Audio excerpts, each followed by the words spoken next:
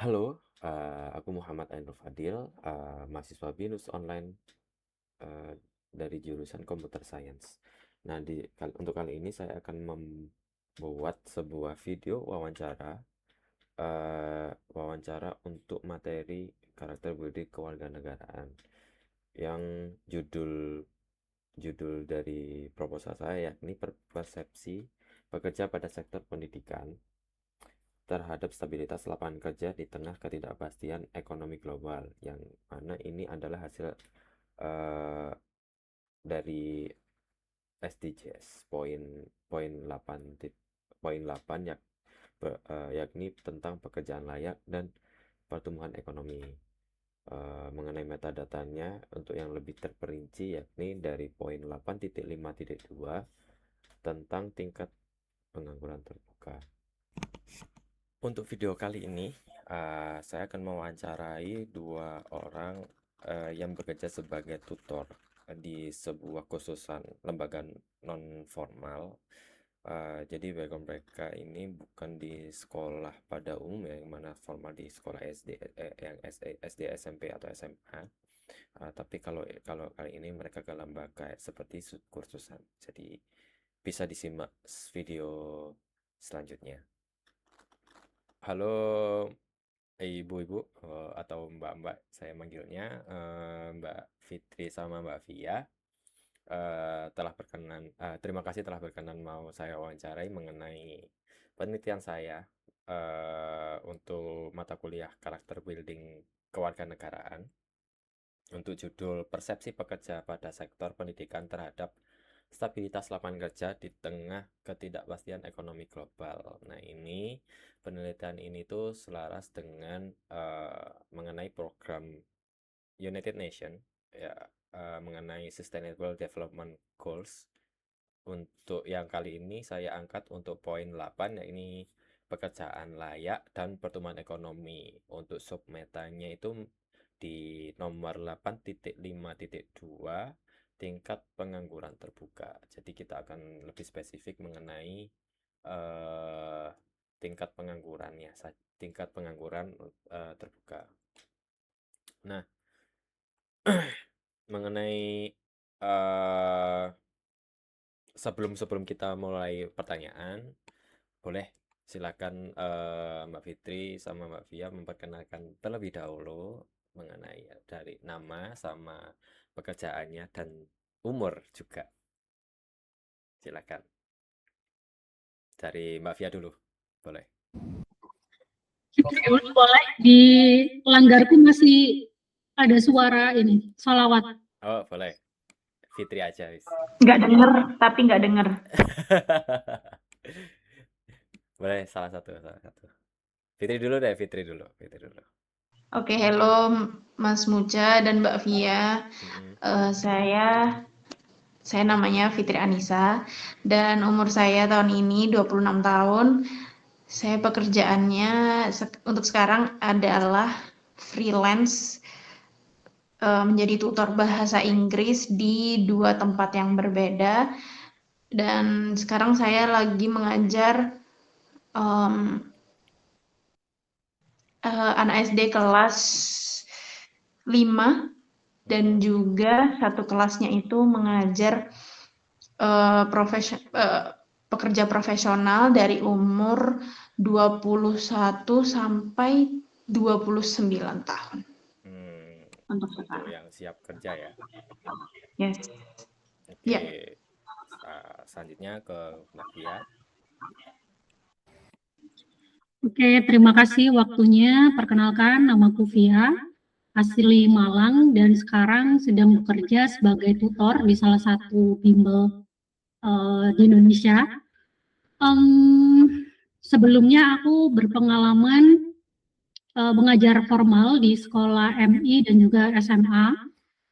Jadi backgroundnya memang madrasah aliyah seperti itu. Saya sendiri kelahiran tahun 91, jadi boleh dihitung sekarang usia saya berapa. Iya. Oke. Itu saja mungkin perkenalannya. Thank you. Terima kasih Mbak Fitri sama Mbak Via telah berkenan untuk saya wawancarai.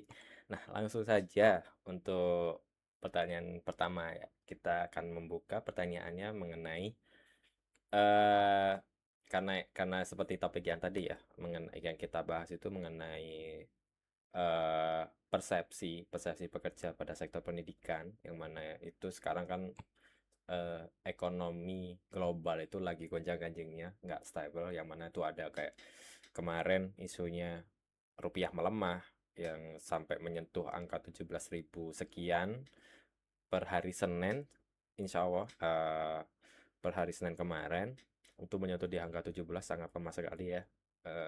Terus juga apa namanya perang perang di Selat Hormuz ya, perang di antara Amerika dan Iran dan juga Israel, yang mana itu mengakibatkan apa namanya minyak minyak dunia itu terhambat distribusinya. Jadi itu berpengaruh dengan eh, apa namanya tingkat ekonomi, pasar, nilai pasar lah, nilai uang, saham pasar dan sebagainya itu ikut naik dan melemah juga. Oke. Nah, untuk pertanyaan pertama itu kira-kira nih dari tadi background background seperti tadi ya, situasi global sekarang itu sejauh mana Anda sebagai guru atau Anda sebagai tutor pengajar itu memperhatikan isu global yang sekarang ini, ya, seperti tadi inflasi, fluktuasi nilai tukar atau ketegangan geopolitik itu, dan apakah Anda merasa hal tersebut itu memiliki dampak langsung pada operasional institusi pendidikan tempat Anda bekerja. Walaupun sekarang itu institusinya Mbak sekalian itu bukan formal ya, tapi harusnya ngefek lah ya mengenai situasi geopolitik atau situasi dunia sekarang itu. Silakan dijawab. Mungkin Ini boleh dari saya jawab dulu ya. Ya, Via dulu. Oke. Kalau pertanyaan tadi, apakah berdampak langsung pada institusi, terutama dalam bidang pendidikan? Menurut saya iya, karena meskipun saya tutor, baik offline ataupun online, ketika hal seperti ini terjadi itu pasti berdampak kepada nilai atau harga BBM.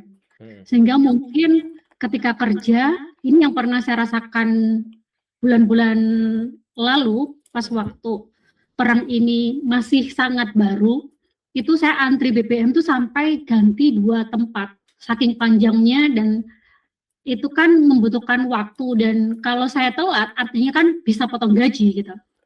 Itu Iya, masuk. benar-benar ada rasa takut juga, apakah nanti harga BBM akan semakin naik atau seperti apa, dan harapannya saya ketika kantor mengetahui hal seperti ini tuh yang kita butuhkan adalah rasa apa sih namanya, safe ya, maksudnya oh iya dari kantor mungkin ada tambahan untuk nilai BBM, atau mungkin dari pemerintah sendiri melihat hal seperti ini, adanya kebijakan seperti di hari Jumat bisa work from home seperti itu dalam 1 kali dalam seminggu gitu. Jadi memang berdampak. Kalau boleh tahu sebelumnya kan pekerjaannya Mbak Via kan online ya berarti?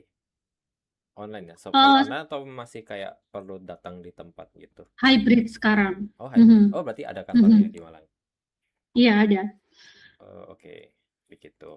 I see. Kantor saya malah di Batu, Malang Batu. Wah. Itu Jadi, sih yang ya, jadi Malang Batu ini sekitar berapa kilo ya kalau dari kota? Kalau dari saya sih 1 tempatnya? jam ya. 1 Kalau jam. dari rumah ke kantor 1 jam. 1 Karena jam. mungkin motoran saya juga nggak begitu bisa cepat gitu, atau ya macet dan lain-lain. Mungkin di Jakarta 1 jam di Jakarta cuman kayak 5 kilo, 6 kilo, 7 kilo. Kalau di Malang sih jauh sih, 10 kilo ada sih. Kota dari di mana tempatnya Mbak Via? Batu. Di Batu. Batu Agus Salim. Agus Salim. Wah, itu jauh sih. Iya jauh. Nah, dari Mbak Fitri, gimana nih menanggapi isu ekonomi global sekarang ini? apa yang berpengaruh, apa yang mempengaruhi, apa yang beda nih gitu sekarang dari yang sebelum-sebelumnya gitu.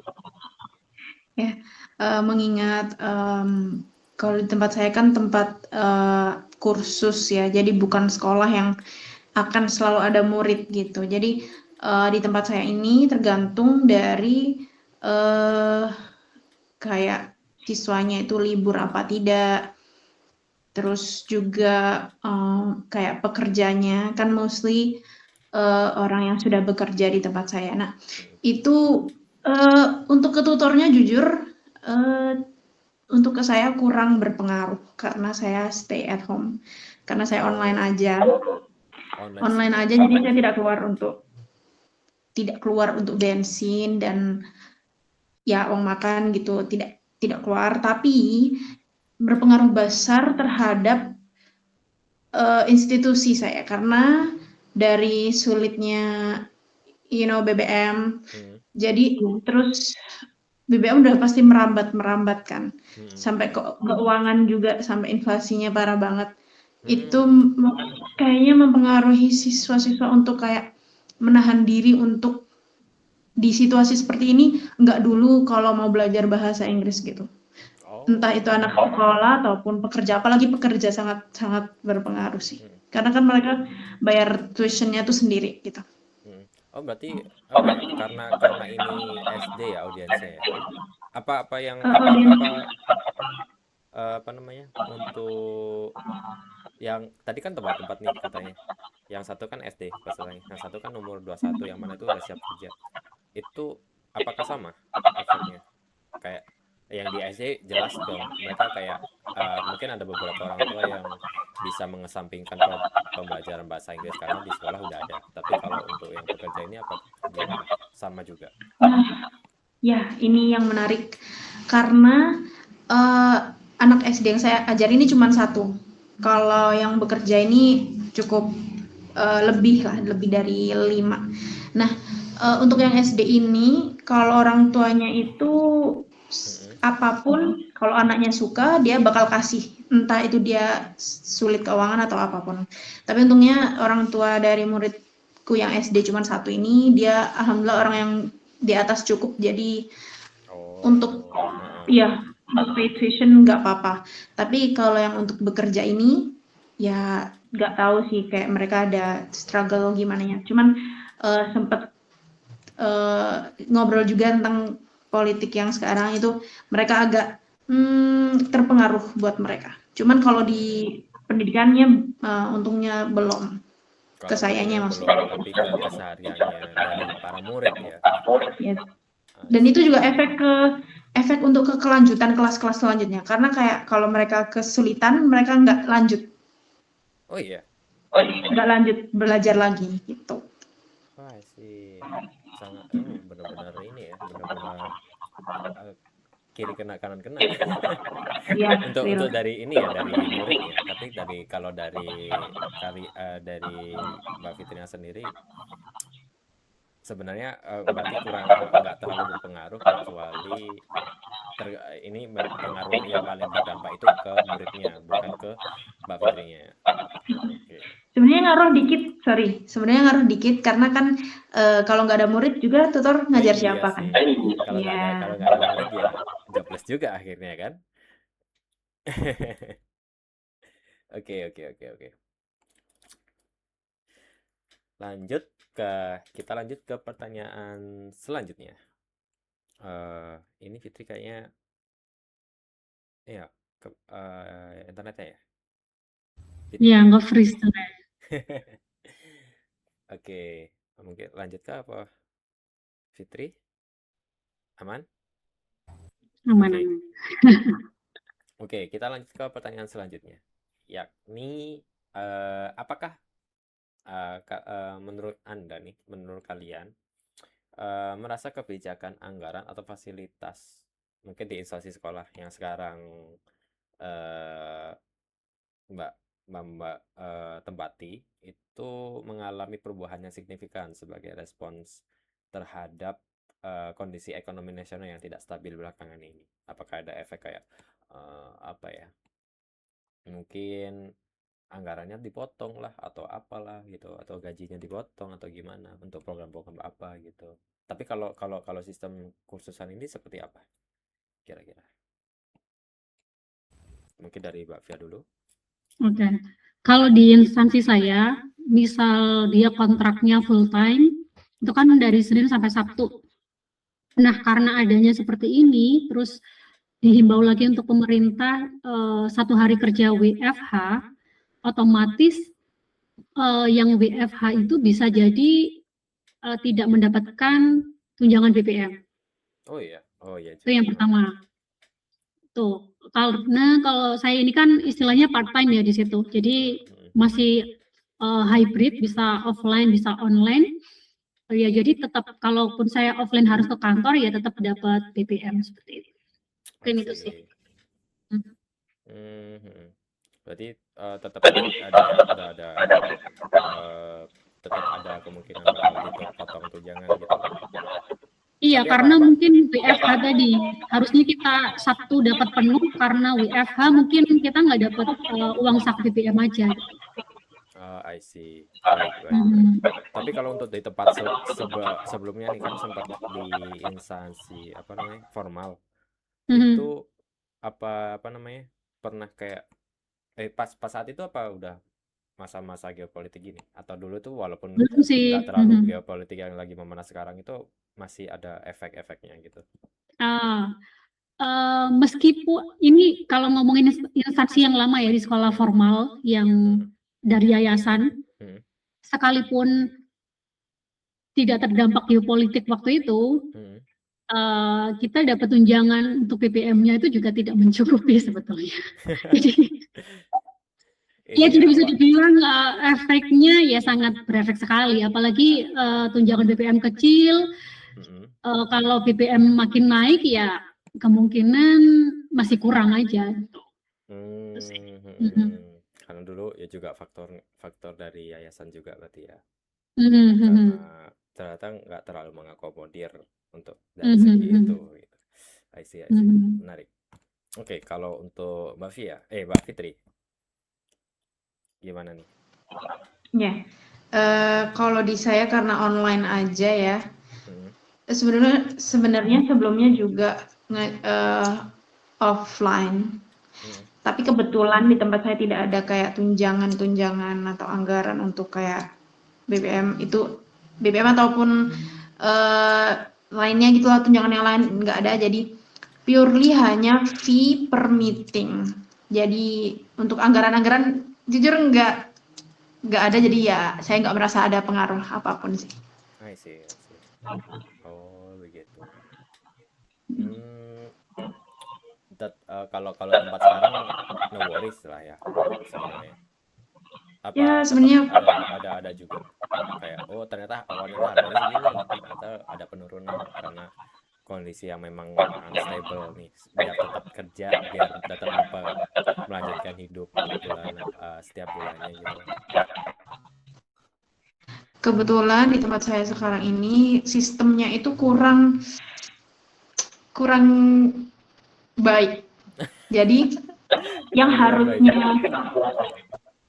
harusnya di kontrak itu misalnya gaji sekian untuk per meeting, itu bisa berubah waktu-waktu dan kita nggak ngerti. Kita pokoknya dikasih aja segitu. Kita laporannya 6 meeting selesai ya segitu dikasihnya. Jadi kayak kita nggak ngerti kapan gaji itu turun atau naik. Tapi so far alhamdulillah naik. Jadi kita nggak mempertanyakan tentang kontrak yang awalnya sekian jadi naik dikit, itu kita nggak mempertanyakan. Cuman kayak ya sistemnya kurang lah. Kan tapi tetap di kontrak kontrak hitam di atas putih kan. Sebetulnya ada kontrak. Masih jelas gitu secara per harinya atau per meetingnya berapa atau berapa. Kalau misalkan ada penurunan itu harusnya kan nggak boleh ya karena ada kontrak ya. Tapi apa indikatornya tiba-tiba ada pendapatan yang turun, pendapatan tiba-tiba naik, itu indikatornya apa? karena ini kan bukan yayasan, bukan sekolah Oh formal ya. atau bukan dari pemerintah lah. Ini kayak benar-benar punya orang gitu, kursusan punya orang. Cuman cukup besar menurut saya karena ada beberapa 4 cabang mungkin Oh, di ada Indonesia swasta, sekarang. tetap swasta kan ya? Ya, benar-benar swasta. Jadi dia nggak ada ya nggak tahu ya, tapi nggak ada sistem yang menurut saya ketat gitu perkara fee. Hmm, hmm, hmm, hmm. Kadang masih ada ketemu struggle di situ ya, di situ sih. Ya, sedikit. Cukup ada insight baru nih untuk mengenai ini kan sektor pendidikan yang kamu megang sebenarnya. Oke, kita lanjut ke selanjutnya ya. Pertanyaan selanjutnya, ini mengenai eh apa ya? Mengenai ke tempat aman untuk bekerja gitu. Nah, menurut pertanyaannya ini, menurut kalian nih, sektor pendidikan di Indonesia ini kan dulu, walaupun sekarang kalau kalau sekarang ini kayaknya masih kurang relate ya. Kalau dulu kan masih dianggapnya oke, orang yang jadi guru dia secara karirnya akan sustain, maksudnya dia tidak akan khawatir mengenai kehidupan eh, bulanannya seperti apa, atau dia mencukupi kehidupan sehari-hari itu dia gak ada khawatir gitu kan. Tapi karena sekarang ada gonjang-ganjing nih, kira-kira menghadapi krisis global ini seperti apa nih? Karena kan dulunya perspektifnya atau stereotipnya kalau dari guru oke, kamu aman. Kalau sekarang kita nggak tahu situasinya lagi memanas, lagi nggak unstable nih. Menurut kalian seperti apa?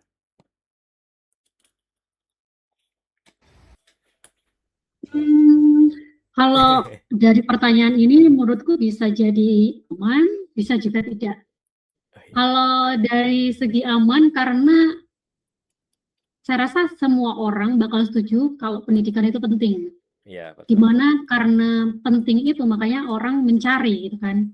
Ada opsi kalau situasinya memang tidak memungkinkan untuk siswa bisa sekolah secara formal ke sekolah, bisa juga diadakan secara online. Kan seperti itu untuk antisipasinya.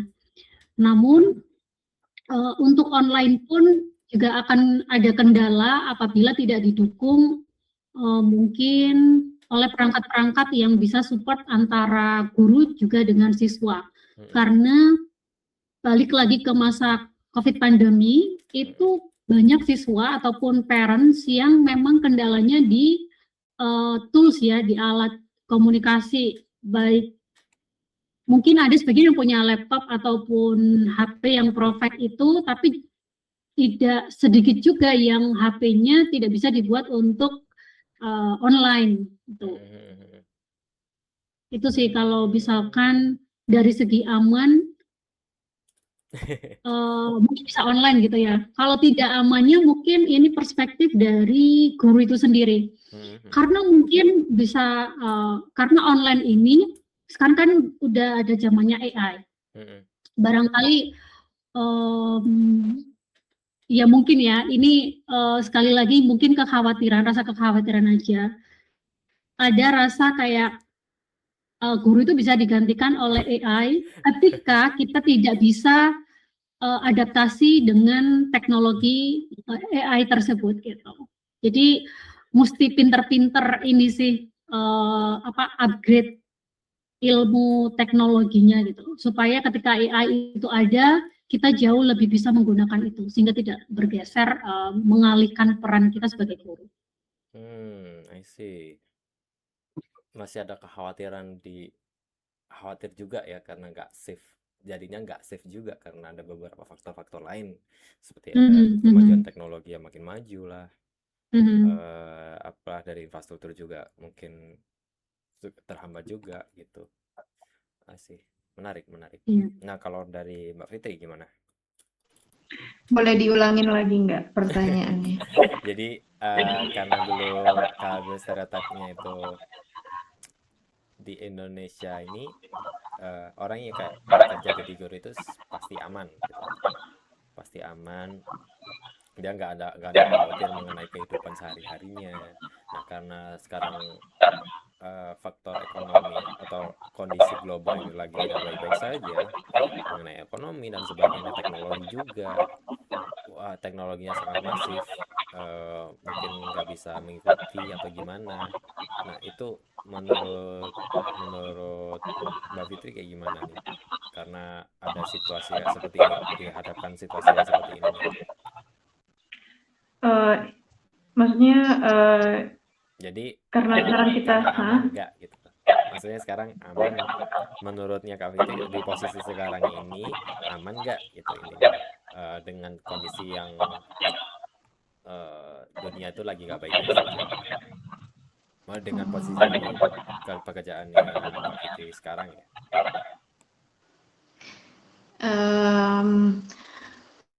ya karena saya lagi karena kelas saya online, jadi untuk mungkin kalau tadi bahas teknologi kan, jadi untungnya karena sudah cukup melek dengan teknologi, jadi saya merasa lebih terbantu dengan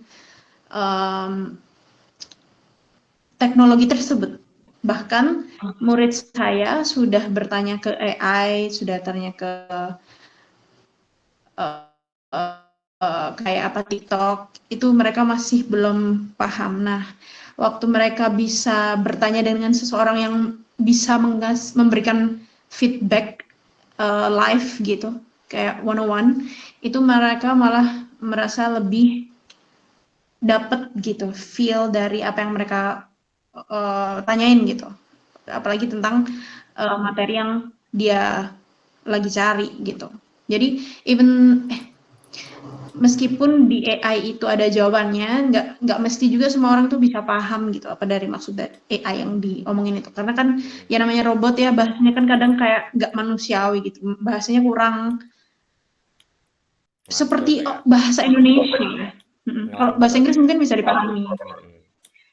Karena bahasa Indonesia ini kan banyak kayak kiasan-kiasan, banyak kayak karena kita terpapar oleh bahasa Indonesia yang tidak formal, sedangkan AI kan pakai yang formal.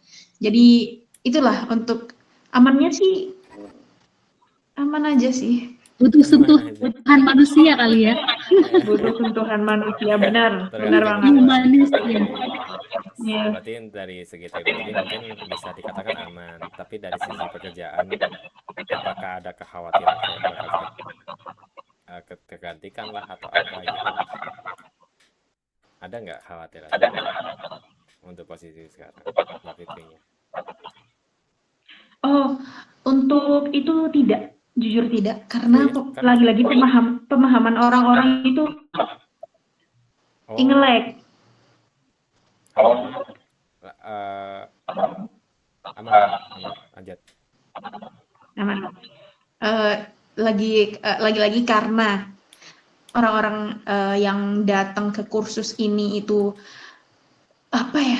mereka tuh lost gitu loh, kayak mereka butuh seseorang yang benar-benar bisa memberikan feedback 101. Nah, kalau mereka tanya ChatGPT, tanya AI, tanya even TikTok, mereka tuh nggak bisa kayak mendapatkan feel dari saran-saran yang dikasih dari online gitu loh.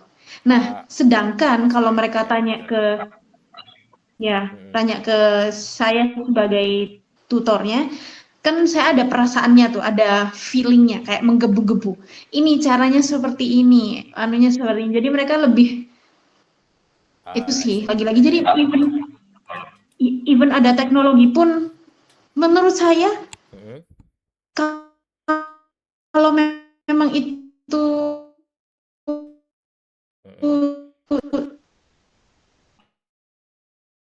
skill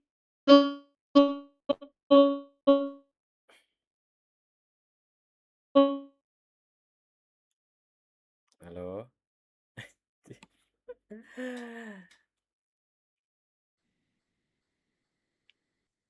Nah, Halo, halo. Halo, ya aman. Halo. Ada gangguan lanjut. Jadi ini ya secara apa namanya, secara nggak langsung kegiatan ajar mengajar secara formal, maksudnya guru dengan murid, bondingnya itu masih diperlukan ya, karena setiap murid itu masih butuh pemahaman yang mereka butuh kayak dituntun gitu, bukan baik kita tanya dijawab hasilnya saja, tapi kita butuh kayak proses gitu kan, secara nggak langsung Pendampingan. ada pendampingnya gitu ya. Baik. Oke, kita lanjut ke pertanyaan selanjutnya mengenai job insecurity dan fenomena efisiensi. Karena beberapa tahun belakangan ini banyak isu-isu mengenai efisiensi. Nah, untuk pertanyaannya, dalam satu terakhir nih, karena aku lihat mbak-mbak di sini tuh udah lama nih terjun di dunia pendidikan, yang mana tuh nggak setahun 2 tahun, nggak setahun 2 tahun tapi lebih gitu kan. Nah, pernahkah Anda merasa khawatir akan kehilangan pekerjaan atau mengalami pengurangan jam kerja karena alasan efisiensi dari masing-masing institusi dari kalian? Itu gimana tanggapannya? Mungkin dari Mbak Fitri dulu sekarang. Untuk saya, jujur saya masih berjalan di tahun ketiga, hampir di tahun ketiga mengajar, jadi belum segitu berasanya ya, tapi karena saya orangnya bosenan, jadi di tahun kedua itu saya sudah bosan untuk mengajar.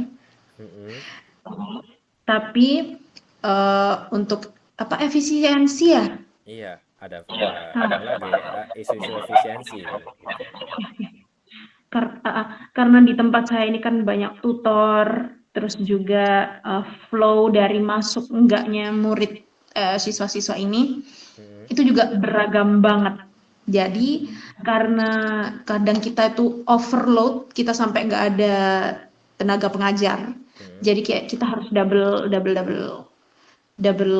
job gitu. Bisa sampai dari pagi sampai malam kita bisa mengajar kalau memang overload. Tapi kalau enggak itu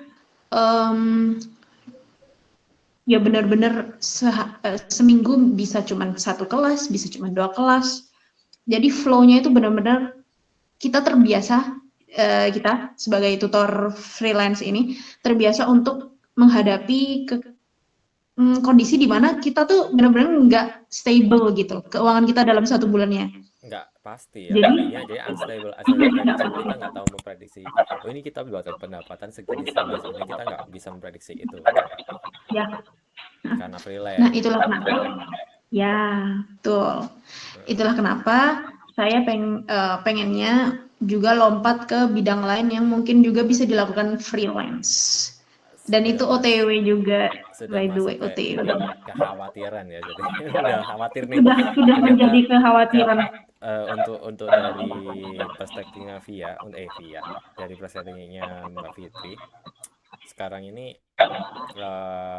untuk mengajar sebagai dalam konteks freelance itu ternyata nggak baik-baik saja, karena ya itu tadi nggak bisa terprediksi kita pendapatnya seberapa, jadi kita kayak pengeluaran setiap bulannya juga tidak menentu gitu.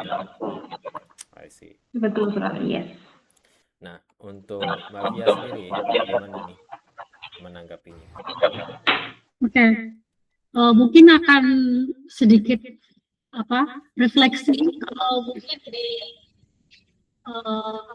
lembaga formal, sekolah formal mungkin akan stable jamnya gitu ya, istilahnya dapat income-nya per bulan itu stable, meskipun ada efisiensi kayak tetap terhitung gaji gitu ya. Namun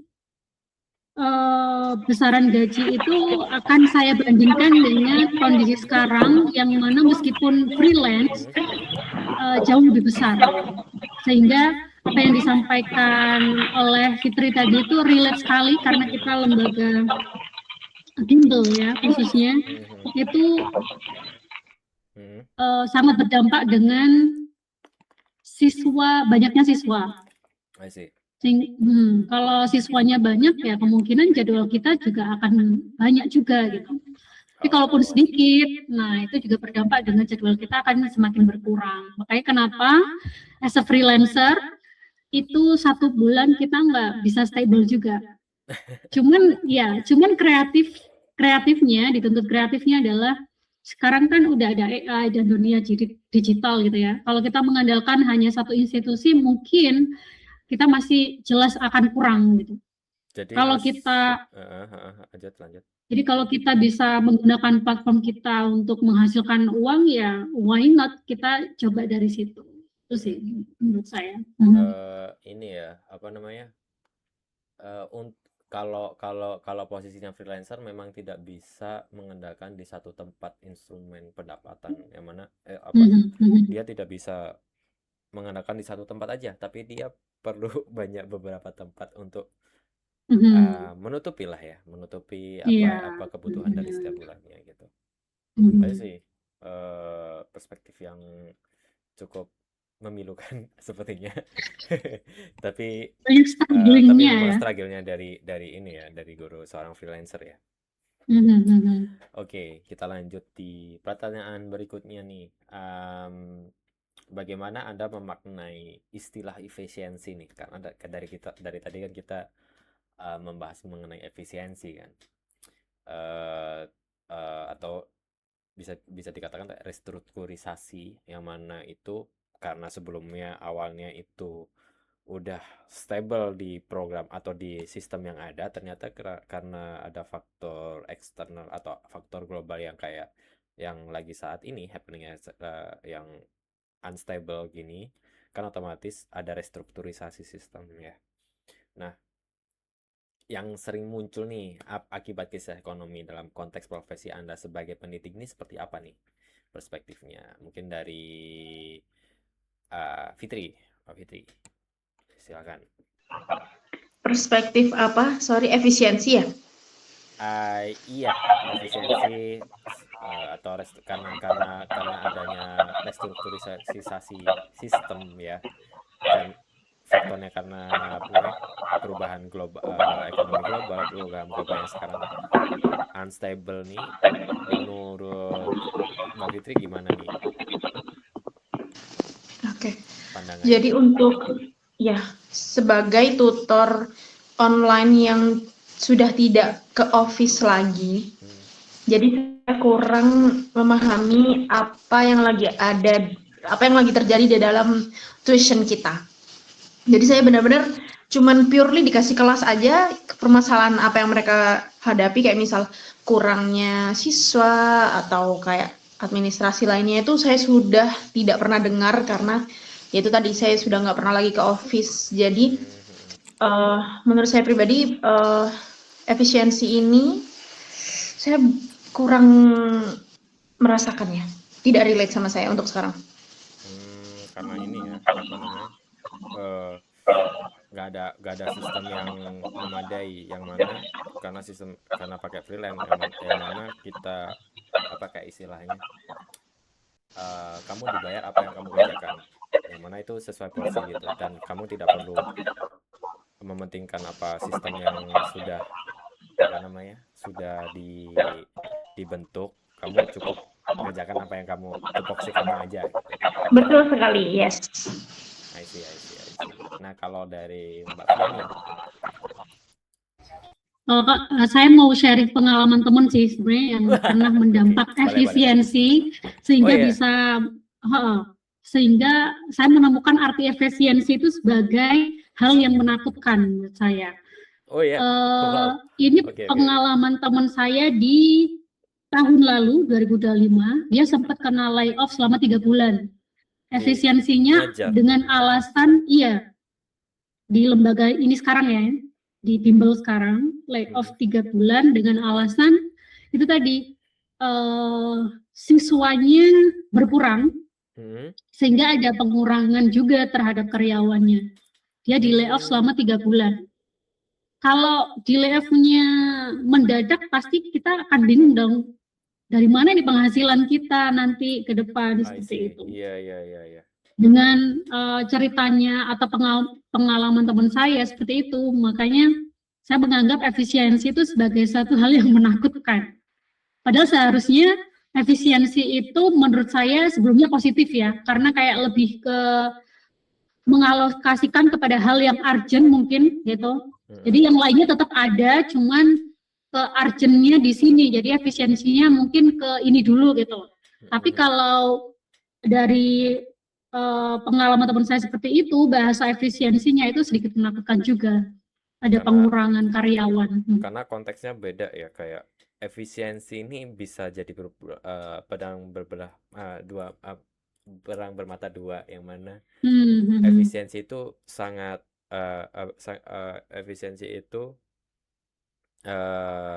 berguna untuk dari institusi karena biar tetap hidup, tapi dalam satu lain jadi apa namanya, berdampaknya itu dari SDM-nya, yang mana ya itu kayak ada layoff dan sebagainya, karena ya nggak bisa ngecover itu gitu, daripada membuka dan mengalami kebangkrutan dan tidak adanya lapangan pekerjaan lagi, kan susah juga ya ternyata. Banyak ya seperti tadi, kayak kiri kanan itu apa namanya, kena semua gitu, nggak bisa kayak serba sulit juga sekarang gitu, karena di situasi kondisi yang memang serba tidak pasti ini.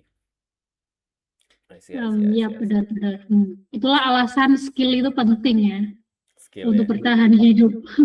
Berarti mau nggak mau berarti mengasah soft skill lain untuk bertahan hidup gitu ya.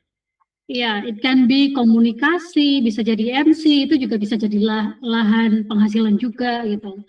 Apalagi background kita di sini kan bahasa Inggris, menurut aku ini jauh lebih terbuka opportunity-nya untuk kita. So far ya.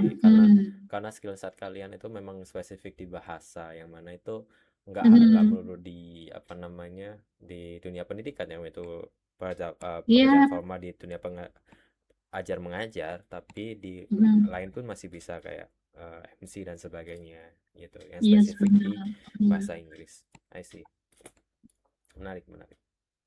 Nah, selanjutnya nih, pertanyaan selanjutnya ini, apakah ada kebijakan di institusi Anda yang sekarang yang membuat Anda merasa posisi Anda saat ini tuh menjadi lebih rentan dibandingkan tahun-tahun sebelumnya?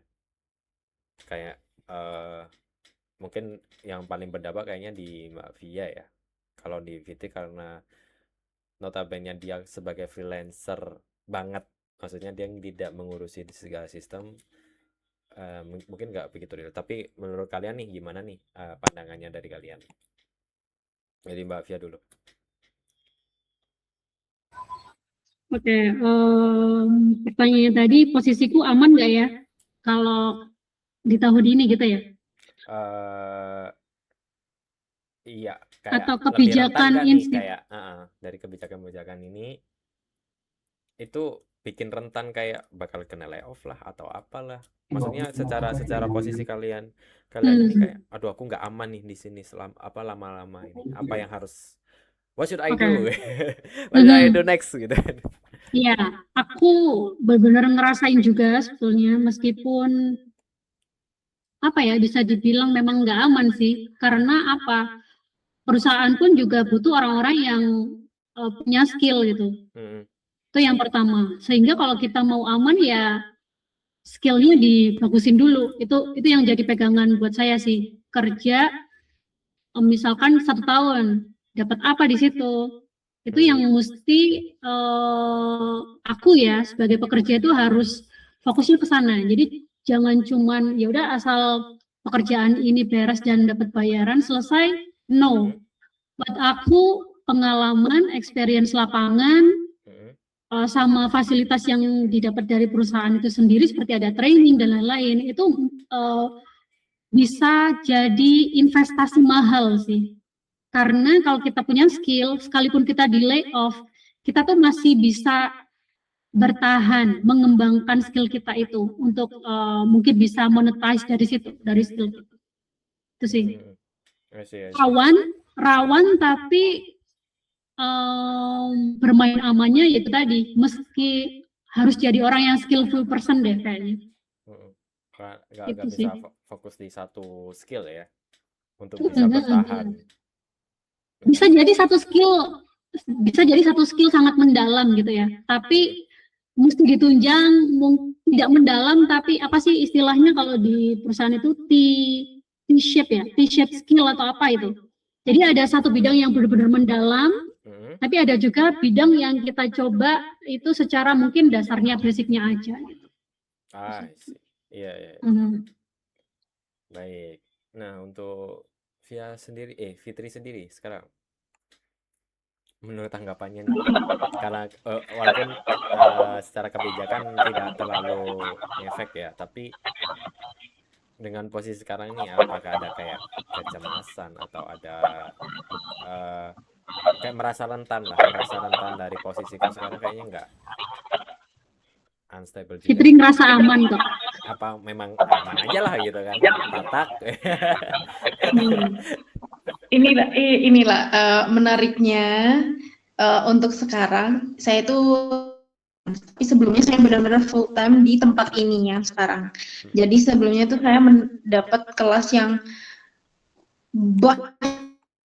sampai jam 6:30 sampai jam 10 saya baru beres, 10 malam. 6:30 apa nih? 7 pagi. 6:30 pagi sampai jam 10 malam. Ya, jadi bisa per hari itu segitu, sepanjang itu jamnya. Itu pun mix offline sama online. Jadi waktu itu saya sibuk banget, tapi merasa kayak ya apa ya, tenang aja gitu.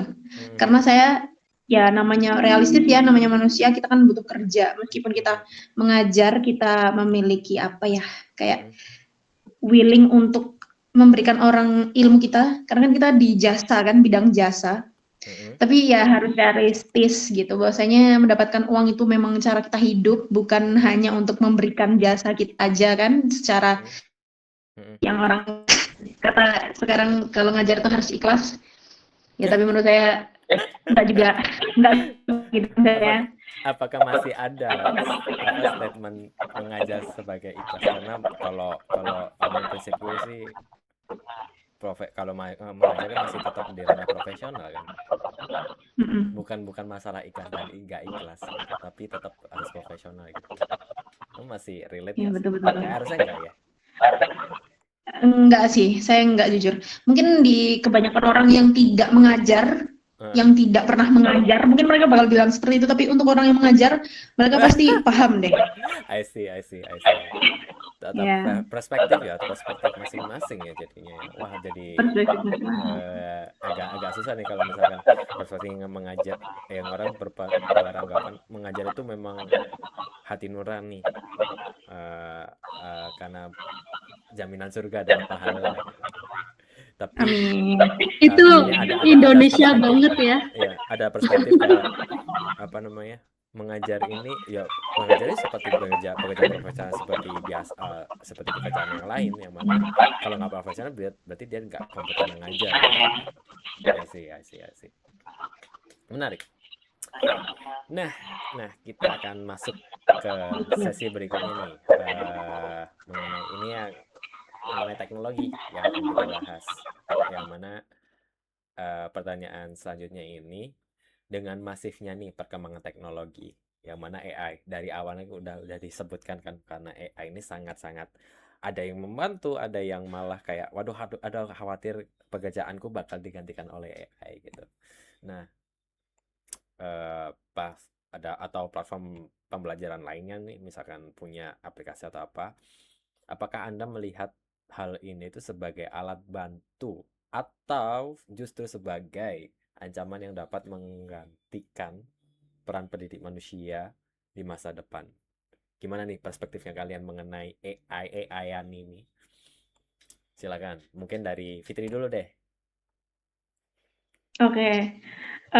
Berhubung ya, so far saya menemukan murid-murid saya nggak ngerti ya, kalau mungkin di kebanyakan orang mungkin AI itu membantu untuk mereka belajar bahasa Inggris saya nggak ngerti. Tapi yang saya tahu di murid-murid saya, mereka merasa terbantu AI itu kalau memang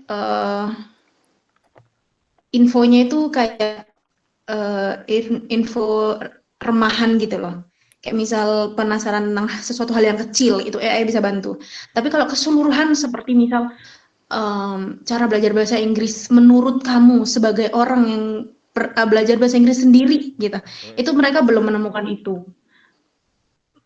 Even di YouTube kan banyak ya, tapi mereka mostly tetap menanyakan itu ke saya karena kan mereka ya itu tadi benar kata Mbak Via, mereka butuh pendampingan. Jadi nggak hanya ngomong aku belajar dari sini sini sini, tapi benar-benar didamping gitu. Ada PR-nya lah, ada jadwal kelasnya. Jadi mereka kayak merasa aku ada kewajiban nih belajar gitu. Untuk AI sendiri, kalau saya ya, saya merasa terbantu banget. Saya nggak merasa kayak di replace atau something, tapi saya merasa itu yang bikin saya hidup menjadi guru yang waras ya, karena AI sih, jujur. Iya. Kalau nggak ada AI, saya nggak tahu deh. Saya yang nggak bisa hidup, jujur. Wah, udah mulai ketergantungan dengan AI berarti kan ya. Memang Ya. sekarang memang geser AI memang some people thinks that AI itu memang jadi tools untuk mereka untuk melancarkan apa mereka lakukan sehari-hari. I see. Nah, kalau dari Mbak Via nih, gimana mengenai AI? Kayaknya guys dari tadi udah menyinggung AI ya, tapi gimana nih? Sebenarnya AI Apakah itu ada kekhawatiran? ada kekhawatiran dulu. Pertama ada AI itu yang ada di pikiran saya itu emang negatif sih. Wah, ini bisa replace posisi kita sebagai guru dong, karena anak-anak bisa belajar dengan online. Tapi begitu kita coba, saya sendiri coba belajar AI itu seperti apa, benar yang disampaikan Fitri, lebih mempermudah pekerjaan kita sebetulnya.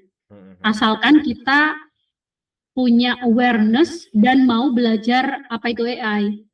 Gitu. Jadi kalau kita emang nggak mau belajar ya pasti kita akan ke-replace dengan orang-orang yang sudah bisa pakai AI gitu. Karena ini Terus ya, mungkin punya responsibilitas menggunakan itu ya, tanggung jawabnya. Iya benar. Karena kan kita memang hidup di zaman teknologi serba canggih ya. Mau nggak mau ya kita harus adaptasi di skill itu sih. Dan tadi nyambung ke yang Fitri sampaikan, kalau menurut saya untuk siswa mungkin ya, apalagi usia anak-anak sampai SMA, mereka menggunakan AI itu memang masih perlu pendampingan. Tutor ataupun guru gitu ya, untuk lebih memahami apa yang sedang dipelajari gitu. Tapi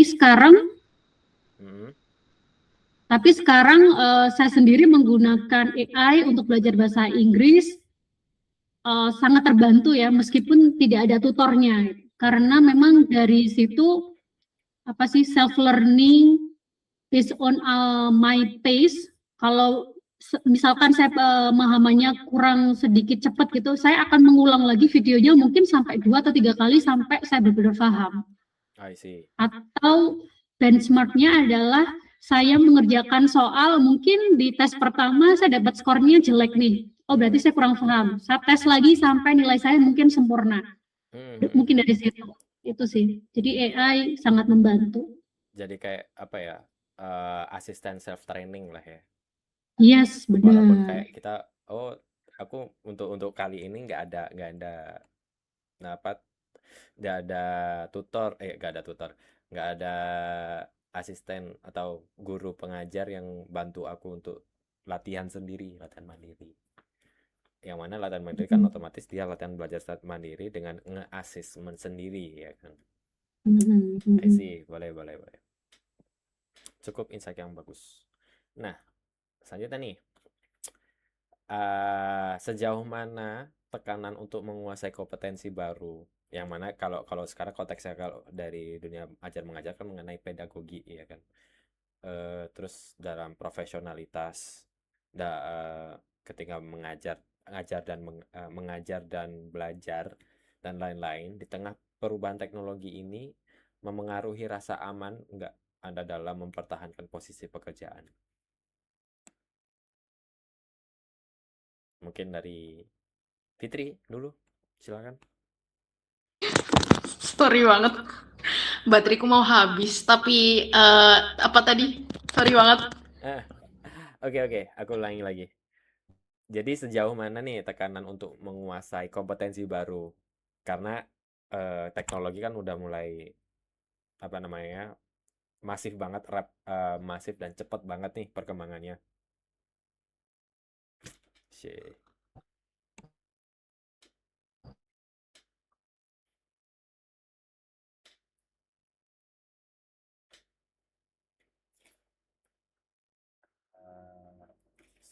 Sebentar.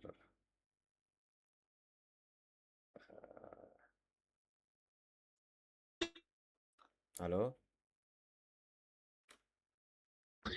Sorry. Halo, Sorry, halo. internetku yang Mhm. kurang stabil. Oke, sorry ya.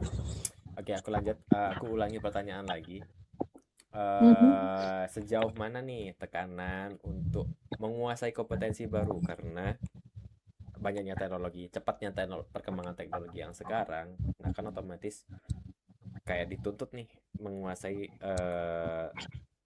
skill set baru mengenai pedagogi lah atau profesionalisme lah atau skill lain mungkin di tengah perubahan teknologi ini mengaruhi rasa aman nggak? Kayaknya aku kalau mempelajari ini bakal bakal merasa aman nih atau sebaliknya untuk mempertahankan posisi pekerjaan yang sekarang. Gimana nih untuk dari Fitri? Mungkin ini kayak kalau di bahasa Inggris kan kita ya ke situ-situ aja nggak sih kalau untuk mengajar ya, kayak ya bahasa Inggris untuk mungkin kayak bahasa Inggris untuk apa namanya basic atau bahasa Inggris profesional per jobnya, atau kayak UTBK, IELTS, TOEFL yang macam-macam itu. Menurut aku penting atau enggaknya kan? Iya, kayak mempengaruhi nggak rasa aman gitu? Sangat berpengaruh. Itulah Kak, bener kata Mbak Via, kita harus belajar skill baru. Ya kalau di bahasa Inggris ya itu belajar IELTS, belajar TOEFL benar-benar dipelajarin karena kan kita mau ngajar ya. Jadi kayak masa kita mau ngajar kitanya sendiri nggak ngerti. Ya, Iya, menurut aku oke. pedagogi. I see. Tetap ini ya, tetap perlu menguasai kompetensi baru untuk bertahan ya. Nggak bisa Betul. stagnan flat di eh, satu bidang skill yang dikuasai gitu untuk memberi rasa aman untuk mempertahankan posisi pekerjaan gitu kan. I see. Mungkin dari Mbak Via gimana nih? Ya, kalau mau istilahnya aku mau ngambil ini ya, masih ingat dengan kata-kata Pak Gita, kalau ingin jadi guru yang biasa ya bersyukur aja dengan apa yang sudah kau punya sekarang. Tapi kalau ingin bertahan mungkin 10 tahun atau 20 tahun lagi tetap bisa mengajar ya berarti harus ada adaptasi, ada persiapan untuk hal-hal baru. Artinya di situ memang harus belajar hal baru, upskill gitu. Karena dari backgroundku sendiri sebagai guru bahasa Inggris, benar yang disampaikan Fitri, materi-materi bahasa Inggris itu kita harus udah istilahnya sudah sangat menguasai. Baru mungkin kita bisa experience-nya ke pedagogi atau ke kurikulum itu, sehingga kita sebagai guru punya alat perang tuh yang lengkap. Meskipun kita bisa mengajar di sekolah yang Cambridge kurikulum atau yang kurikulum nasional ini, kita bisa adaptasi dengan mudah gitu. Based on pengalaman dan skill set itu. I see. Oh ya, masih ini ya, tetap relevansi karena perkembangan di dunia pendidikan pun masih ada perkembangan teknologi pendidikan mungkin ya bisa dikatakan, atau pengetahuan tentang pendidikan itu masih makin berkembang juga gitu. Jadi nggak bisa stagnan di satu tempat aja gitu. Selanjutnya aku susunin Mhm. lagi lah mengenai kayak pertanyaan-pertanyaan itu ke Fitri. Mhm. Mungkin kita one on one aja untuk pertanyaan Oke. selanjutnya. Karena Mhm. abis ini ada kloter lagi Oh, oke. yang Mhm. akan saya Mhm. wawancarai.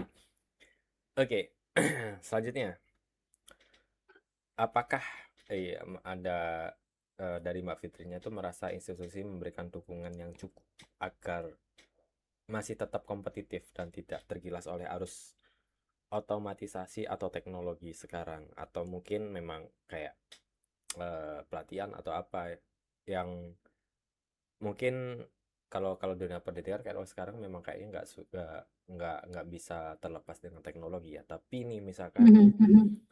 eh, kan kalau kalau teknologi otomasi atau otomasi automated yang bikin memudahkan kan lama-lama juga bikin ini kan, bikin was-was juga kan. Nah, Mhm. gimana Mhm. nih? Anda merasa di institusi sekarang itu mendukung nggak untuk tetap kompetitif untuk menghadapi itu semua? Oke, di instansi sekarang saya jujur merasa kenapa saya mau join di instansi sekarang karena memang satu dukungan kepada saya sebagai tutor untuk meningkatkan skill atau adanya training-training itu benar-benar terfasilitasi. Mm-mm.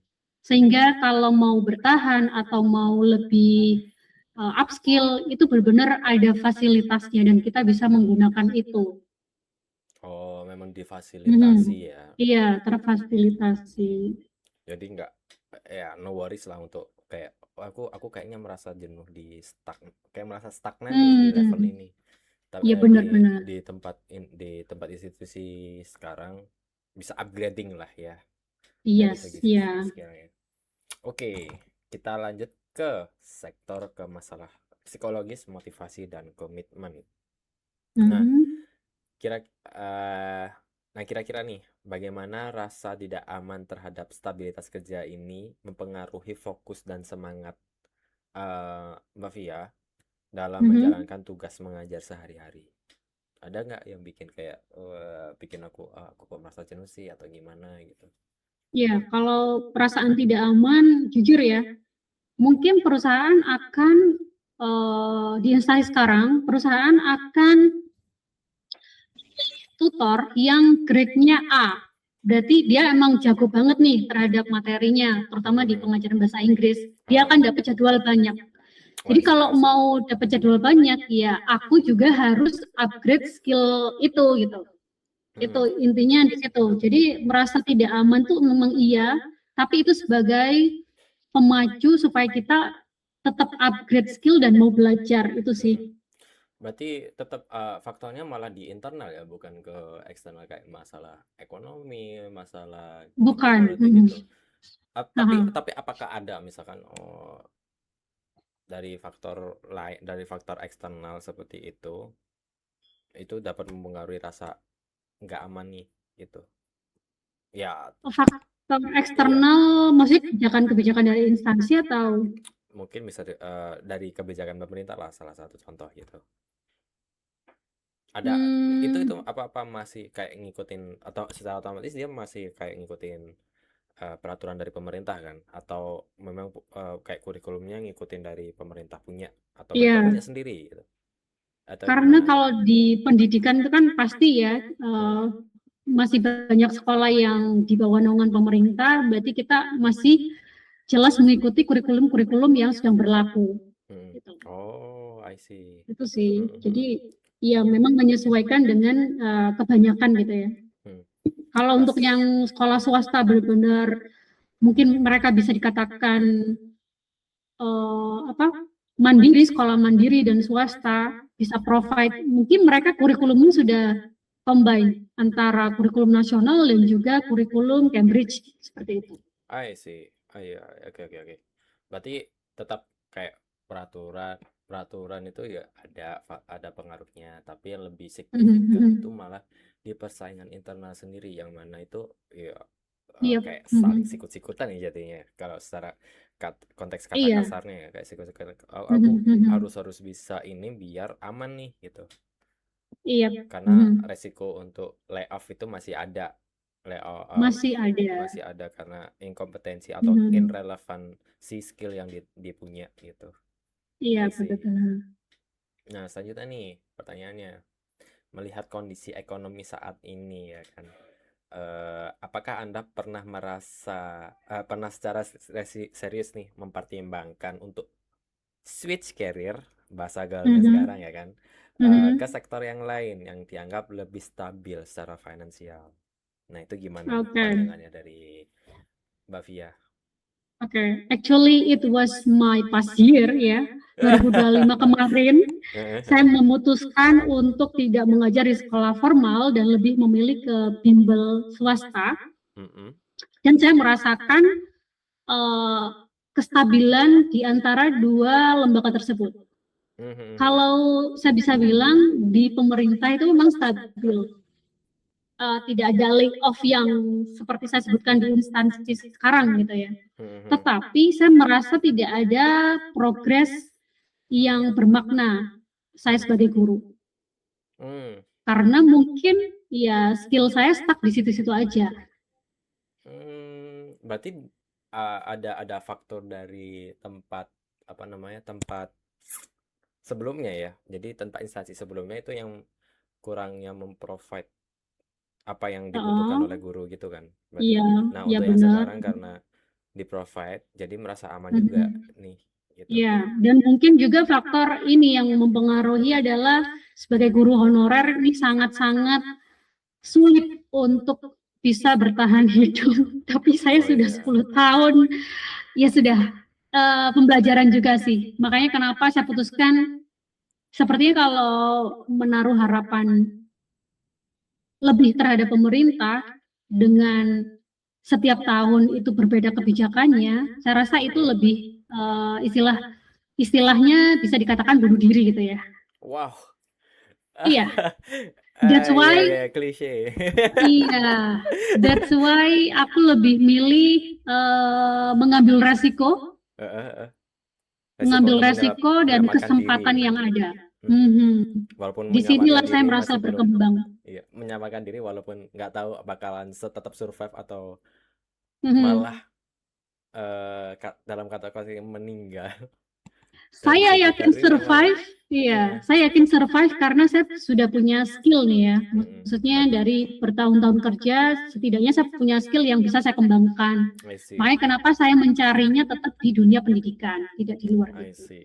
Masih tetap harus walaupun kalau ingin keluar dari sistem perlu prepare juga kan, berarti. Iya benar, ada persiapan gitu ya. Kalau aku merasa nggak nyaman, nggak aman nih, tapi nggak mau upgrade ya sama aja gitu. Iya benar. Menarik. Nah, kita lanjut ke pertanyaan selanjutnya nih. Apakah tingkat kesejahteraan nih dari segi gaji atau dan tunjangan nih yang Mbak terima saat ini tuh masih sepadan dengan beban kerja? Dalam kata saya berarti ke tempat yang sekarang ya, itu fair nggak secara beban kerja dan pendapatan yang didapat dan resikonya, resiko ketidakpastian juga ada kan. Nah, apa yang dirasa? Oke, saya akan compare di tempat yang lama dan baru sekarang. Oke, boleh. It's worth it. Satu kata, it's worth it. Oh iya, berarti ketimpangan banget nih dari segi kesejahteraan nih berarti. Iya, benar. Saya bisa berkembang di skillnya, terus mereka juga berani menggaji yang layak. Itulah kenapa saya rasa pertimbangan atau keputusan saya yang kemarin tuh sudah tepat. Cuman ada rasa tidak amannya, harus upgrade terus kalau mau dapat jadwal yang banyak kayak gitu. Itu sih. Berarti tetap di self development ya itu. Dari segi self developmentnya perlu ditingkatkan lebih jauh lagi, agak lebih perlu dipanasin terus sih maksudnya. Iya, karena mungkin kita sebagai guru ya, dan siswa-siswa kita itu juga dari sekolah-sekolah yang memang menengah ke atas gitu ya, secara ekonomi. Jadi memang harus menjaga kualitas gurunya itu sendiri sih, itu sih. I see. Jadi Ya, untuk posisi sekarang fair banget, Mhm, dari mhm. beban That's fair. kerja dengan apa namanya, pendapatan yang diterima itu Mhm, fair banget mhm, dibanding mhm. dengan tempat yang sebelumnya. Kalau Iya, sebelumnya benar. swasta yang dari background yayasan, mungkin Mhm. mungkin dia gak bisa afford yang lebih atau gimana karena keterbatasan dari beberapa faktor mungkin ya mereka. Jadi ini keputusan Atau memang pribadi ya. sistemnya aja sih yang menurut aku kurang cocok Oh, gitu. mungkin bisa bisa jadi. Ya, ternyata lika-liku di dunia pendidikan itu sangat Pendidikan. wow. Iya, benar benar benar. Banyak cerita gitu ya. Berarti valid ya mengenai apa namanya isu honorer di sekolah swasta formal katakanlah. eh itu Mhm. struggle-nya bukan main gitu kan. Memang valid ya Iya, kayak. benar. Masih valid, masih valid. Berarti itu tipu-tipu. No I see, I see. tipu-tipu. Real. Oke, mungkin kita lanjut di pertanyaan berikutnya. Nah, ini mengenai organisasi. Ya, berarti otomatis sekarang di tempat Mbaknya bekerja. Nah, seberapa transparannya pihak manajemen institusi memberikan informasi mengenai kondisi kesehatan finansial organisasi pada para pekerja atau stafnya? Yang mana kan karena sekarang eh, ekonomi nggak baik-baik saja, rupiah melemah, karena faktornya banyak hal karena apa namanya kayak eh, minyak minyak dunia itu terhambat lah atau apalah itu Mhm, mhm. mengefek ke berbagai faktor distribusi. Nah, manajemen transparan nggak masalah itu? Kayak misalkan, oh aku institusi saya masih kayak ada struggle di masalah finansial karena kita kesulitan dapat murid lah atau apa karena Hmm. melonjaknya infrastruktur biaya-biaya infrastruktur per bulannya makanya kita perlu kayak efisiensi dan sebagainya transparan nggak? Mhm. Transparan, sangat transparan. Apapun, apalagi terkait finansial perusahaan ya atau Mm-mm. instansi, Mm-mm. mereka transparan sekali terhadap kita sebagai employee atau Mm-mm. pekerjanya. Mm-mm. Jadi apa ya istilahnya boleh pakai win-win solution lah. Mm-mm. Mm-mm. Tidak memberatkan di pekerjanya, Mm-mm. juga tidak memberatkan di instansinya. I see, Jadi I see. sama-sama tetap berjalan gitu. Oh, tetap transparan ya. Tapi Iya, ada kayak transparan. sempat ada isu kayak gitu nggak masalah finance gitu nggak? Untuk sejauh ini belum. Masih Untuk bertahan ya, sejauh ini, iya bertahan ya. masih bertahan. Mereka Mhm, mereka mhm. bisa sustain, bisa memanage finansial mereka di tengah kondisi ekonomi yang lagi gonjang-ganjing, ya kan? Iya, mungkin karena mereka juga sistemnya freelance ya, yang tidak Oh, freelance. Oh iya terikat. juga sih. Mhm. Oke. Gitu sih. I see, I see.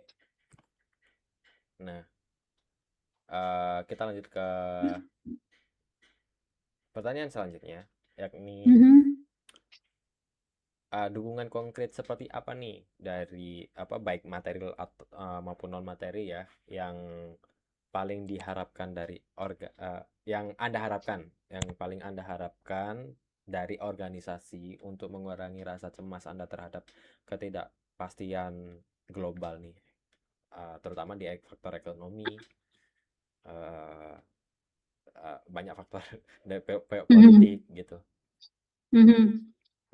Yang pertama, yang pastinya ada training itu tadi sih, pelatihan-pelatihan untuk Mhm. kita upgrade skill. Yang kedua, fasilitas juga terhadap KPM ya. Eh, KBM. Oh, kegiatan belajar mengajar. hmm, Ya, kayak iya, sudah kegiatan belajar mengajar ahlinya ya. kita. Mhm. Iya benar, karena itu juga sangat pengaruh terhadap cara kita kerja ya, Mhm. kinerja kita juga gitu. Mhm. Ada satu yang berkurang juga akan mempengaruhi. Gitu. Makanya kenapa dukungan itu sih yang mungkin yang bisa dilihat secara fisik gitu ya. Adanya pelatihan, adanya fasilitas berupa alat, tools, dan juga yang pasti menurut saya sedikit tidaknya kita akan mengalami kecemasan itu sendiri.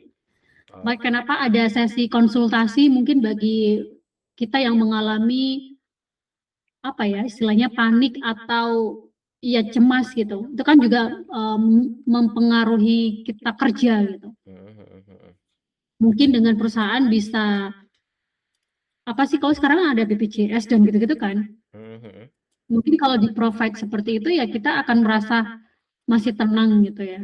Oh, karena freelance nggak dapat ya? Kalau freelance nggak dapat. Oh, I see. Baik. Nah, selanjutnya nih pertanyaan terakhir.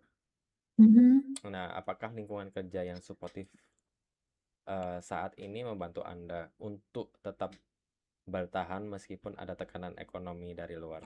Mungkin dari Mbak Via sendiri di lingkungannya nih, apakah sudah suportif atau belum nih? Sebelum menjawab Sudah dari pertanyaan sangat suportif. Nah, kan dari ekonomi yang lagi unstable, gonjang-ganjing, kira-kira tetap bisa untuk bertahan di situ nggak dengan kondisi yang sekarang ini di lingkungan yang suportif ini? Iya, karena lingkungannya suportif, kita merasa saya sendiri jujur itu saya merasa aman. Itu yang pertama. Karena yang terdampak tidak hanya saya pribadi, tapi juga teman-teman semuanya gitu. Tapi karena lingkungan kita suportif, kita masih tetap bisa bertahan dan saya juga mau bertahan selama adanya situasi seperti ini. Gitu ya. I see. Oke. Jadi memang untungnya di tempat sekarang itu suportif, makanya itu Anda merasa aku bisa tetap bertahan nih, bisa sustain lebih lama, bisa stable lebih lama di tempat yang sekarang. Yang mana itu walaupun faktor ekonomi global atau ekonomi nasional ini juga lagi tidak baik-baik saja, at least aku di sini masih merasa aman gitu ya. Iya. I see. Menarik. Oke. Karena lingkungan sportif. Oke. Kita melanjutkan dari pertanyaan kemarin yang Mbak Fitri kemarin sempat ada masalah teknis, jadi baru kita lanjutkan lagi di sesi video kali ini. Nah, untuk pertanyaan terakhir yang saya tanyakan kemarin adalah mengenai dukungan oleh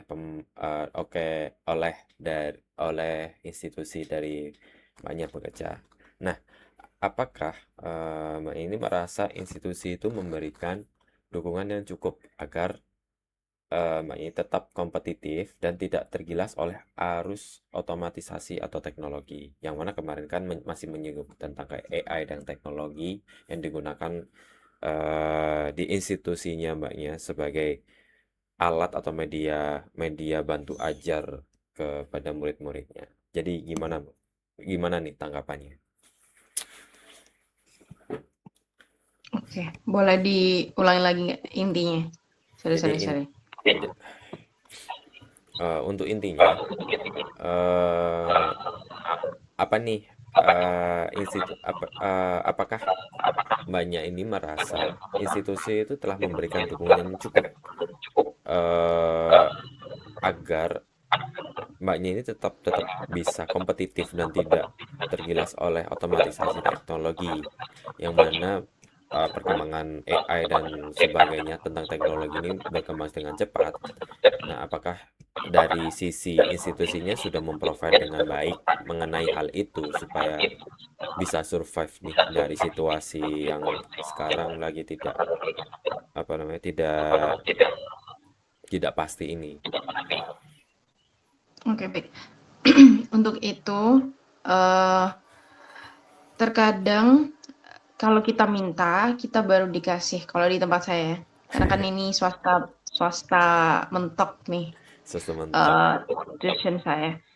Jadi kayak semua materi apa-apa itu mereka punya kurikulumnya, cuman kayak minggu pertama belajar full grammar, minggu kedua belajar full speaking gitu aja. Bukan kayak untuk modul misal mereka menyediakan, tapi kalau untuk yang berbau-bau teknologi di tempat saya belum. Mungkin kalau di tuition yang besar gitu ternama itu udah pasti mereka punya website sendiri. Cuman kalau di tempat saya semua materi, semua step by stepnya itu yang merangkai itu tutornya. Jadi ya saya bisa bilang mereka belum support sepenuhnya sih kalau online. Kalau offline mereka akan apa ya, mungkin sedia printer, sedia absensi gitu. Tapi kalau online benar-benar mandiri tutornya. Oh, jadi masih kayak by request ya, by request, Ya, dan betul. ketika kebanyakan materi-materi itu eh masih perlu di-adjust sendiri untuk dari segi pengajarnya gitu kan. Betul, betul, betul sekali. Oke. Oke. Kita lanjut ke masalah dampak psikologis sama motivasi dan komitmen nih.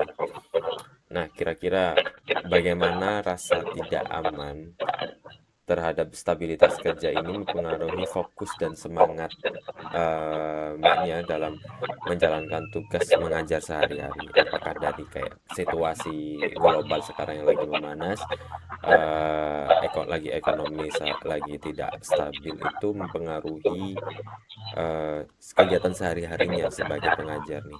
Kayak aduh, kayak dampaknya kan banyak nih, Pak, dari kayak mungkin BBM naik lah, sembako naik, terus itu kayak bikin secara psikis atau secara mental itu juga ikut terdampak, jadi ke bawah, mungkin ke bawah ke ke apa, industri mengajarnya, atau ketika proses mengajarnya itu tetap kena dampaknya juga.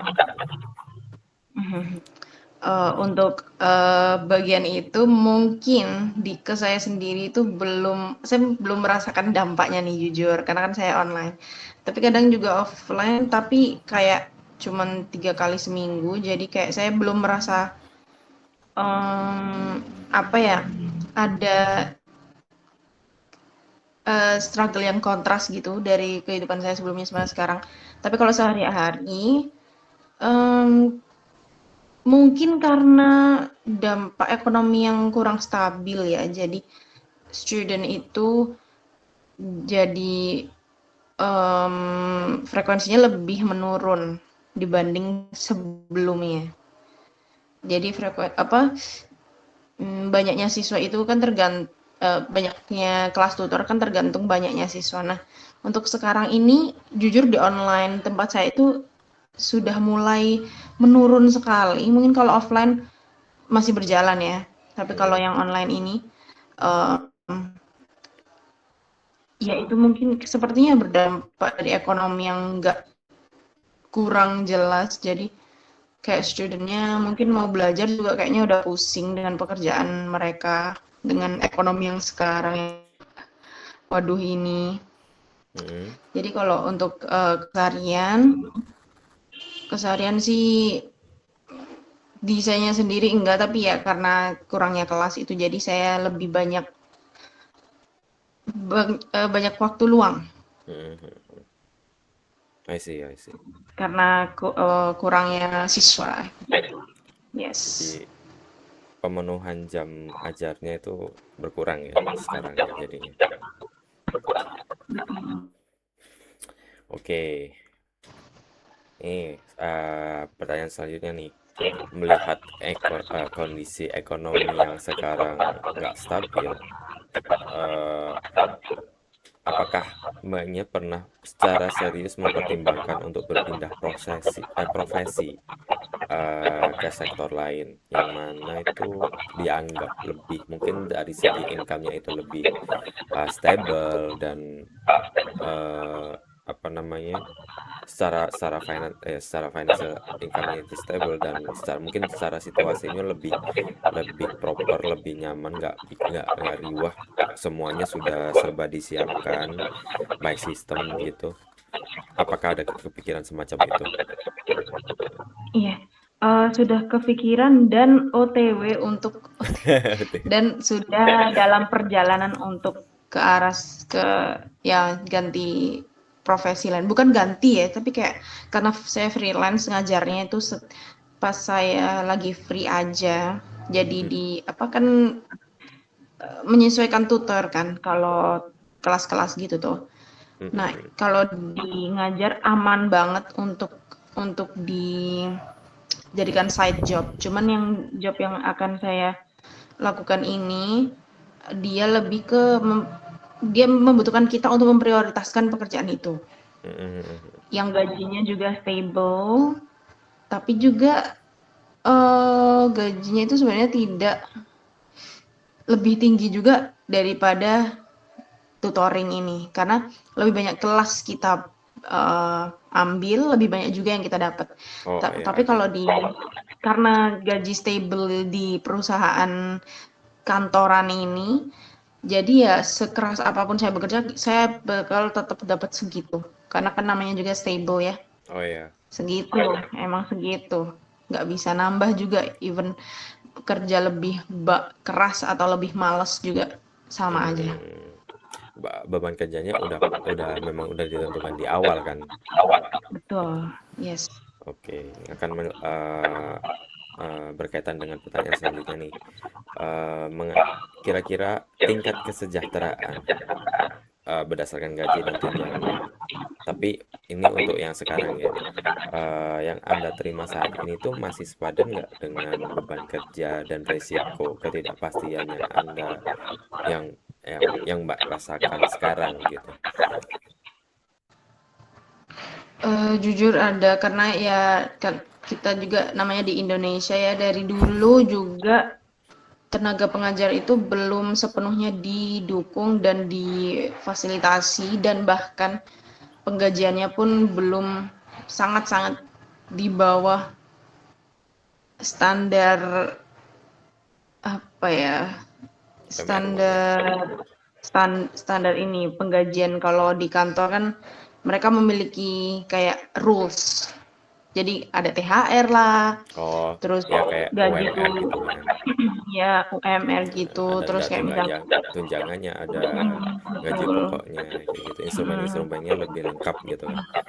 Instrumennya lebih lengkap, bervariasi, dan meskipun ada pajak pun mereka tetap gajinya mungkin lebih ya, maksudnya lebih, UMR itu udah kayak ya namanya juga standar kan, standar dari lingkungan yang kota-kota yang berbeda. Tapi karena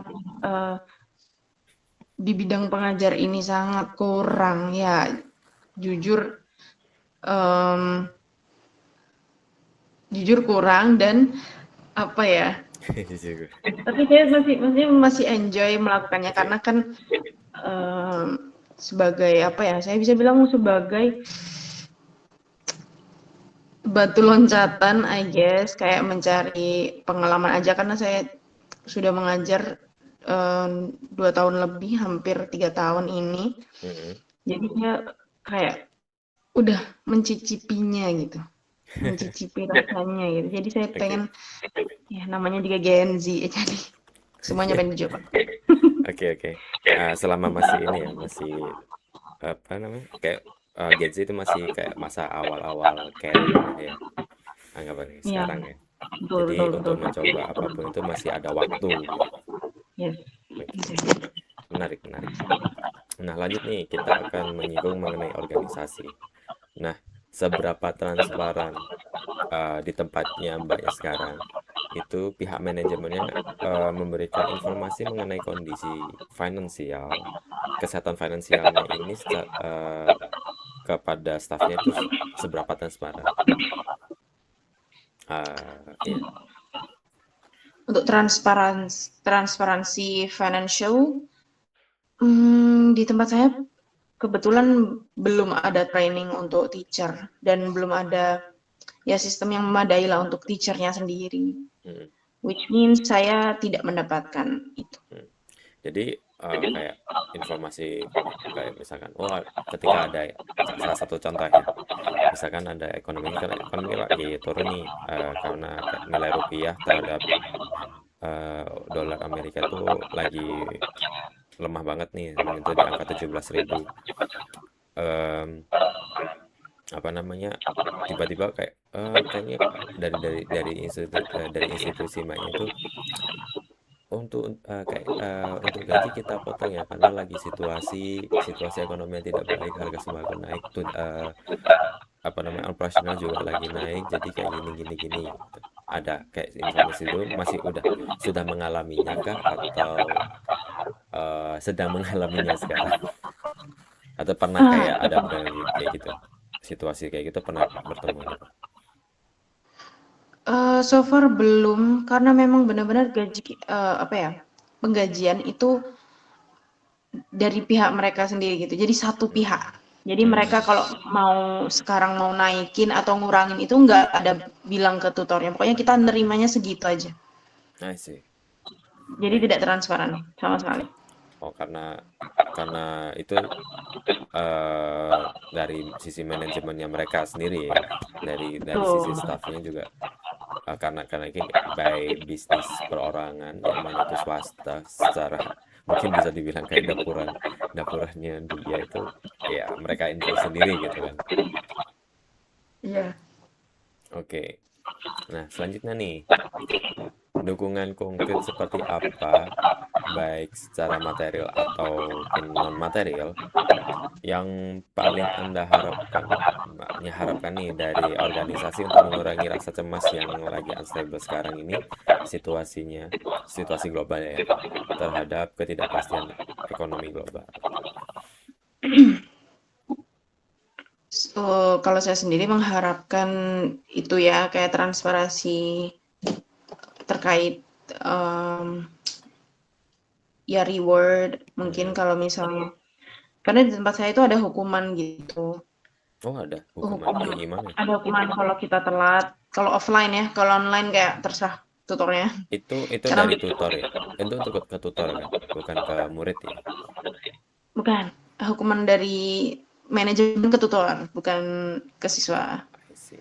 Kalau ke siswa itu terserah, tapi kalau saya di kelas saya tidak saya kasih hukuman karena saya rasa mereka kan sudah bekerja ya, mereka memiliki kesibukan, mereka bukan siswa SD gitu, ngikutin apa namanya rules, tapi karena mereka sudah bekerja, jadi saya merasa mereka tidak terlalu butuh untuk disiplin dan kayak bikin tegas mereka gitu. Depends on mereka ini dia ini kayak seperti apa kesibukannya sehari-harinya gitu kan. Kalau audiensnya SD mungkin mbaknya lebih ke mendidik kedisiplinan. Kalau udah bekerja ini kadang-kadang ya gitu ya, masih ngurusin pekerjaannya yang lebih prioritas gitu mungkin daripada kursusannya gitu. Iya, betul. Nah, menuju ke pertanyaan terakhir nih. Apakah lingkungan kerja yang suportif saat ini membantu Anda untuk tetap bertahan meskipun ada tekanan ekonomi dari luar? Nah, mungkin sebelum menjawab pertanyaan ini, kira-kira tempatnya mbaknya ini sudah suportif atau belum? Kayak seperti mungkin dari sisi pekerjaan profesionalitas itu sangat suportif nih antar sesama guru gitu, atau sesama satu instansi. Untuk di lingkungannya namanya juga manusia, ada yang baik ada yang buruk, jadi ya 50-50 lah. Okay. Ada yang suportif, ada yang tidak.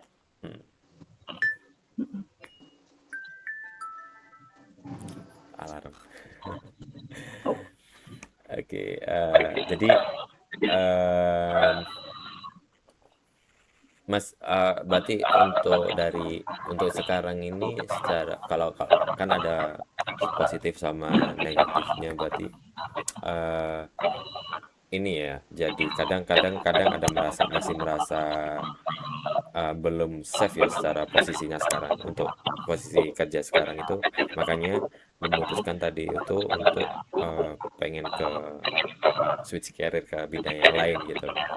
I Betul. see. Masih ada korelasinya mengenai hal itu. Yes. Oke.